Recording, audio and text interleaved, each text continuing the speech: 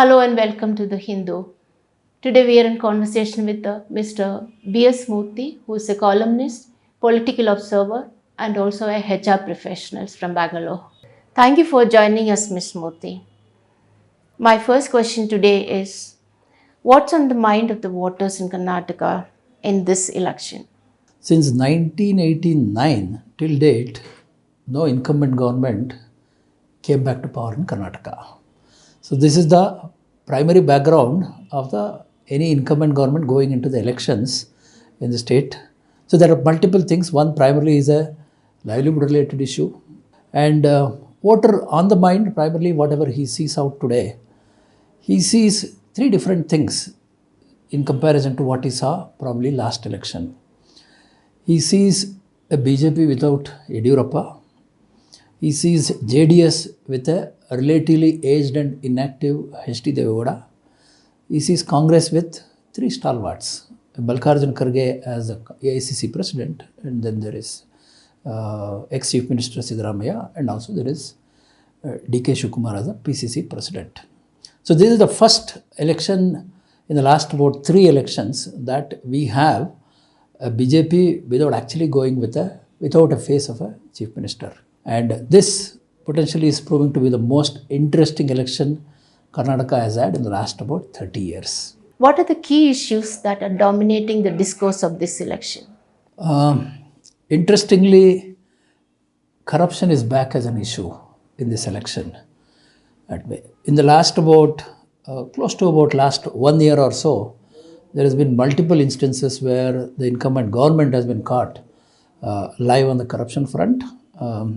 And unprecedented developments happened on various fronts, which included from the Contractors Association. It was the first time in state's history that the Contractors Association, with about 20,000 members, wrote to the Prime Minister of the country saying that, we are forced to give about 40% of the corruption. That never happened earlier. That practically brought corruption to the forefront of this election that way. Immediately post that, as a double whammy, there was also a scam in the recruitments of practically every other recruitment which happened with sub-inspectors, which happened with electricity board, which happened with teachers, which happened everything. And the campaign ran by the opposition, which basically covered a pay CM, which basically covered a 40% sarkar, actually resonated extremely well with the public and practically brought corruption to the forefront of this election.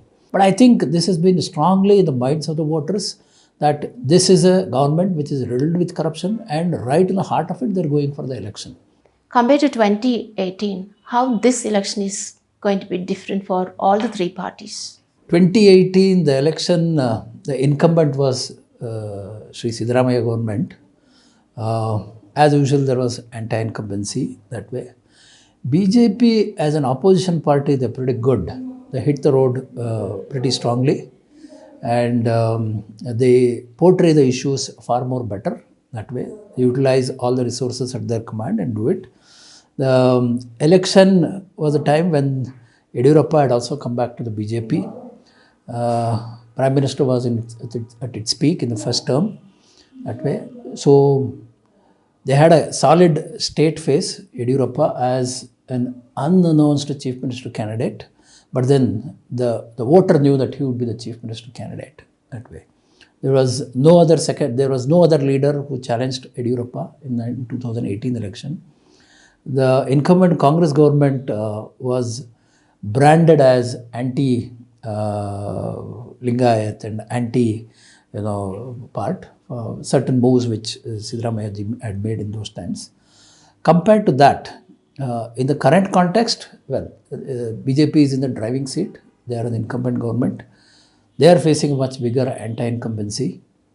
And also the JDS was a much bigger force in 2018, where again the era of Kumaraswamy saying that, I should be chief minister once again.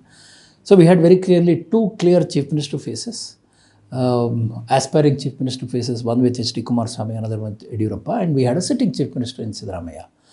In the current scenario, we have only one H.D. Kumaraswamy who wants to be chief minister again. BJP is still not clear about who will be the chief minister. They've not made an announcement, and of course, Congress has not made an announcement. So this is the first election where we have two big parties have not made announcements about the chief ministerial candidate. They have kept the options open that way. So compared to 2018, BJP seems to be on a back foot here and facing a bigger anti-incumbency. Congress seems to be on the roll primarily. They have hit the ground much earlier than expected. So in that context, I think we see a much weaker BJP. Looks like the social groups and caste equations have changed in this election. How will it impact the voting pattern, especially when in terms of Lingayat votes? The basic social architecture change of this election is going to be the Lingayat vote.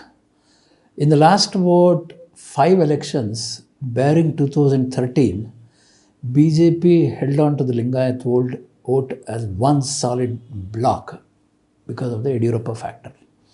The biggest contribution of Yediyurappa to the BJP has been bringing all the Lingayat subgroups together. This is the first election which BJP is going to the polls without Yediyurappa as a leader. The Lingayat vote now seems to be open. The voters may vote their subgroups, the voters may have their own choice. So what used to be necessarily a one vote, solid vote, a block which is going to the BJP is not happening this time for sure. And also we have seen an exodus of BJP leaders getting into the Congress. Starts with, of course, our ex-chief minister itself. This was a prime catch for Congress. And a chief minister, an ex-chief minister, an ex-speaker, an ex-party president, an ex-leader of opposition, Jagdish Shettar, Congress was able to win him. And a lifetime BJP and an RSS man, with his father being a part of the Janasangh, this was a prime catch for Congress. Lakshman Saudi, an ex-deputy chief minister and a 5-time MLA, has been there. And on the second line leadership, Lingayat leadership, hosts of people have come across the northern Karnataka. This was unthinkable. If you had asked me about 3 months back whether this would happen, I would have said no. This is primarily the biggest hit or the damage that BJP is likely to suffer in this election. The perception battle of Lingayats going with the BJP is not true anymore. At least on the perception front, looks like Congress has a lead over this, with people moving into, and in every passing day there seems to be more Lingayat leaders coming into Congress. There is always a caste play in all our elections. Do you see any communal undertone in the current election? There is an old saying about India's elections: you don't cast your vote, you vote your caste. I think that by and large still holds good for most of India's electorate. The obvious first choice is always a man of your own social group or a community as such. Not much of a difference that I would say this time as well in Karnataka. But is there a communal undertone to this? There is always a small communal undertone to this, but not to the extent that there is no polarization as such of the electorate. But if you ask me as a whole, this would be one election where I don't see a polarization being a primary issue, or even none of the parties are even going out and asking the vote on the polarization front. So it's still there, not as a major issue, but just as a minor undertone in certain regions of Karnataka, not across the state.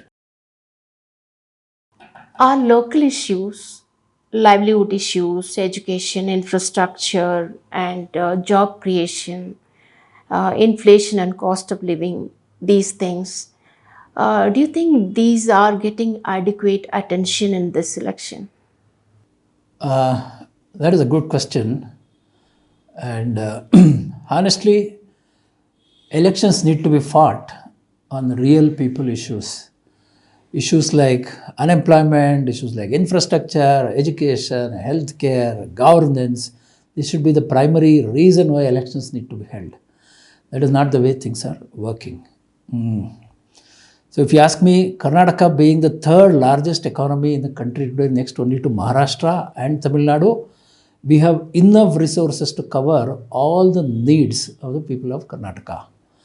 But then the more emotive issues which are brought into the mainstream, compared to other things, compared to the other real needs of people. Inflation is hitting the livelihood of people. Unemployment is possibly, although Karnataka has a lower unemployment compared to certain northern states, still there is big unemployment, and rural distress is still a real factor in Karnataka that way. And infrastructure, much more needs to be done or can be done. Education, again, there is another issue which I personally believe Karnataka can do much, much better compared to any other advanced state like Maharashtra or Tamil Nadu or Kerala, but it doesn't seem to be happening. So given that scenario, I would personally believe that these are the issues on which elections need to be fought. But then parties have their own agenda, parties have their own thought process that way. What would be the impact of the frequent visits of PM Modi and Amit Shah to the state, especially in the absence of a prominent, leadership in Karnataka? Interestingly, in the last 3 months, one of them, either a prime minister was there in the state, or a home minister was in the state, or the party president, JP Nadda, was in the state. BJP's only chance at power in South India has been Karnataka. So all efforts are on from the party to make sure that they retain Karnataka. But BJP primarily lacks a statewide face today other than the sitting chief minister to portray to the people, which I think they have realized. To make it up, I think we have a constant flow of one of the people, one of these key people practically every week in the last 3 months. Surprising, but that is also true. I think that only gives the importance of Karnataka in the larger scheme of things for BJP in the country. Unity in leadership is extremely critical for political parties to win elections. How do you view the unity factor among parties in the state? So given we have three possibilities, three parties in Karnataka today. We have the Congress, we have of course the BJP and the JDS. JDS predominantly is run by one individual, it's run by H.D. Kumaraswamy. You don't see much of a unity as a factor or a dissidence as a factor there. Although in certain, once the seat announcements came, the real test of a party's unity is when they actually announce the seats and you take out a lot of sitting incumbents, sitting people in power or lawmakers, and you don't give ticket. That is the primary test of party's real unity, whatever said and done earlier that way. We actually saw the test of unity happening 2 weeks back in Karnataka. All the three parties declared their candidates. The biggest of the dissidents happens to come from the BJP, which we generally think is a party of great discipline. That was not the case so here in Karnataka. Close to 40 constituencies today are facing dissidents in BJP. Congress had about close to about 20. They've been somehow able to manage further, but still there are some issues with certain dissidents continue. JDS has been bare minimal on that. Surprising factor has been people who practically walked out of the BJP and took tickets from other parties. This is not something BJP would have expected, given their experience in certain North Indian states, that when you just deny ticket to people, people keep quiet and sit at home. I think that is not going to happen in Karnataka. This is a very different DNA in terms of the leadership. People rebel, people contest, people challenge. That is exactly what has happened with the BJP. Unthinkable from a BJP high command perspective that 40 seats would go contested with your own dissidents. This is a new learning for BJP. And also people, some of the leaders went out, took tickets from other parties, from Congress. I think one or two even contested from JDS as well. This could be setting up a whole new precedence for the BJP leaders to look at their future if the tickets are denied. It is not easy to deny ticket for somebody who has been in electoral politics for 25, 30, 20 years, 40 years. Deny him a ticket and tell him that you're not going to get a ticket to contest. That will not work in Karnataka. These are politicians, these are hardcore street politicians. They need to be in the assembly. They have a need to be in the public space, and they will always rebel. I think this factor of unity in the party we saw in Karnataka this time was that BJP failed in keeping the flock together and they did lose out some of their key members. So, given that scenario, unity factor in this election has been bare minimum with the BJP, of course, followed with Congress and also JDS. Which region of the state is likely to bring political surprise in this election? Karnataka is split into regions or semes as we call in Kannada. We call Ade Mysore, old Mysore region. We call coastal Karnataka as one of the regions. Central Karnataka is one. Kitturu Karnataka is one and Kalyan Karnataka is one. BJP led big time in Kitturu Karnataka. BJP led big time in coastal Karnataka.